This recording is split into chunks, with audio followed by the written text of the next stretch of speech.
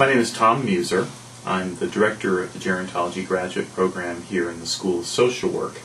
I'm also a clinical psychologist by background, and I bring a wealth of experience in working with older adults in various settings to this position. And how long have you been here? Started here in 2007, so just 2 years, and in that time I think we've really done many good things to grow our gerontology program, bringing in new instructors, new course offerings, giving students opportunities to learn in new ways, different ways.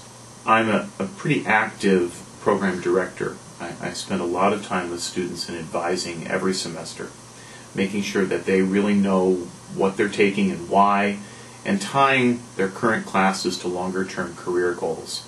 You don't study on the master's level because you simply want to learn. You study because you have an objective. And so talking about those objectives and also refining them along the way is an important part of what I do as a program director. We enroll students on a rolling basis, which means that you can apply really at any time. We don't have a formal starting point in the program. I do a lot in the advising process to help students map out their courses, and we have a formal rotation, so you sort of know when a course is coming up. Some courses are offered annually, some courses are offered maybe once every 2 years or once every 1.5 years. It's partly a resource thing, and it's partly just what works. Students, I think, find that the program is quite welcoming. When they start in their classes for the first time, they're not alone. We have a student lounge with computer access specific to gerontology, so students can hang out there. What I like about our classes is that it's not just people showing up 2 minutes before the scheduled class time. Students show up an hour ahead sometimes and hang out. And sometimes that banter and discussion and support that happens ahead of class, certainly outside of class, is as important as the in-class learning experience. So it's fun. I, as a professional and as an academic, feel a part of this community. Yes, I'm separate because I'm the director and an instructor, but our students are adults, they're professionals, many in their own right, and so there's a collegial and sharing atmosphere here that I think is very infectious and enjoyable. Many of our students have had other work experience, some even have other graduate degrees, but see a specialization in aging as important for their professional growth and development. For others, they're right out of undergrad, and they see a specialization in aging as important. What I try to do in these preliminary interviews and advising sessions is give people a feel for the field, the types of jobs that gerontologists are involved in. For some, it's not the right fit. If you want to formally counsel seniors and their families, you need to get a degree that gives you a professional license to practice. Certainly if you want to get reimbursement from insurance, for example.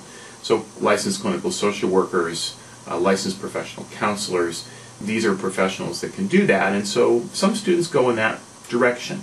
Now, we still have an option for them, and we have a graduate certificate in gerontology. It's 18 credit hours. It's doable in 2 semesters, 2 consecutive semesters, and going full-time, although many people go part-time.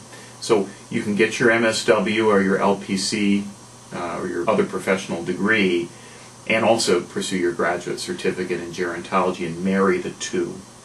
For others, our 30 credit hour Master of Science in degree is very attractive. It's a degree that is practice oriented and yet also quite academic. And you get a nice mix, I think, of understanding of aging, but also application to the field and the real world. So that combination is attractive.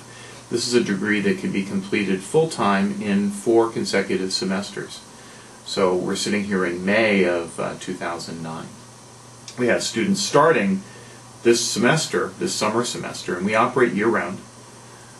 We have students, though, starting in this semester who will graduate in August of 2010, so only 15 months from now. That's another attraction. In comparison, a Master of Social Work at MSW is 60 credit hours. So the minimum it's going to take you is 2.5 years probably to graduate, and that's really pushing it. So for some, the attraction is in the relative brevity of the degree. That doesn't mean that we don't cover the basics. I think we do a nice job of it. One way we do it is by providing mini courses. We give 1 and 2 credit learning opportunities throughout the year in areas that students might not normally have an opportunity to learn. So as an example, in the summer we have a course, Successful Aging in the Built Environment, which is an opportunity to learn about how environmental design impacts on how people age and function, either in their places of work or more likely their homes. That's 1 credit. We have other classes that you can add to it to make your 2-3 credit needs work out in terms of the total 30 credit hours. But those 1 credit mini courses give you a feel for things that are important. It's one thing to study about aging in the classroom. It's another thing to be out in the field. For social workers, the practicum is almost a core part of their training. And I would say for gerontologists it's much the same. So our students are required to do an initial basic practicum that's usually more focused on getting a broad feel for how an agency operates and the clients they serve. So an initial practicum might be at the Alzheimer's Association, where the student gets involved in multiple aspects of what the Alzheimer's Association does in terms of education and helpline and case management and public events. Our advanced practicum is a little different in that it really is more project oriented. The student still may have an immersion experience in other areas of an organization, but they usually have one set focus for a good part of their time. And it can range from developing a marketing plan for the Safe Return program at the Alzheimer's Association, which one of our students did. It could go to one of our students in the past did a detailed review of screening instruments used by home health workers for St. Andrew's Home Health Care. But usually the practicum experience ends with some form of product. So our practica experiences are really tied to a typical 3 credit class expectation. Students are required to do 150 hours within the confines of a single semester for each of the 2 initial and advanced practicum experience. Now, for some, that's 10 hours a week. For some, they might take a week off and do an intensive to get a lot of their hours done. It really depends on the student and the agency they're working with. It's very flexible. The students are attracted to study gerontology at the University of Missouri, St. Louis. 1, because we've been doing it for coming on 3 decades. 2, because we are an affordable institution. 3, because our reputation is good. We have strong faculty. We're engaged in the community. And so it's not an institution of higher learning that's separate from the community. We're very much immersed in our community. And so students recognize that as important as well.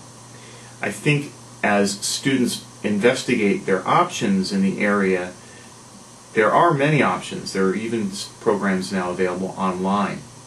We're pretty traditional. We still have weekly classes that run close to 3 hours.